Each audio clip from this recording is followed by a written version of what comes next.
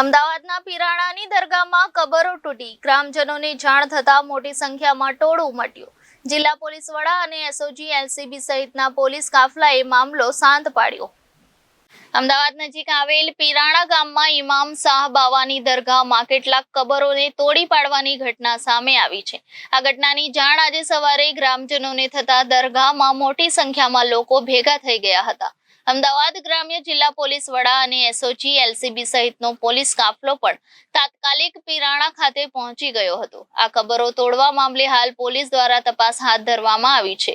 પોલીસે ગ્રામજનોને આ બાબતે સમજાવી અને સમગ્ર મામલે તપાસ કરવામાં આવશે તે અંગે ખાતરી આપી છે। પીરાણા ગામમાં ઇમામ શાહ બાવાની દરગાહ આવેલી છે, જે ટ્રસ્ટ અને દરગાહને લઈને ભૂતકાળમાં પણ અનેક વિવાદો થયા છે।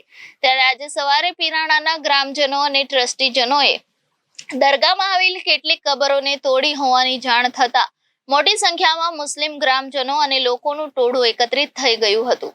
આ અંગે પોલીસને જાણ કરવામાં આવતા અમદાવાદ ગ્રામ્ય જિલ્લા પોલીસ વડા દ્વારા સમગ્ર બાબતને ગંભીરતાથી લઈ એસઓજી એલસીબી અને જિલ્લા પોલીસ વડા પીરાણા ખાતે પહોંચી ગયા હતા।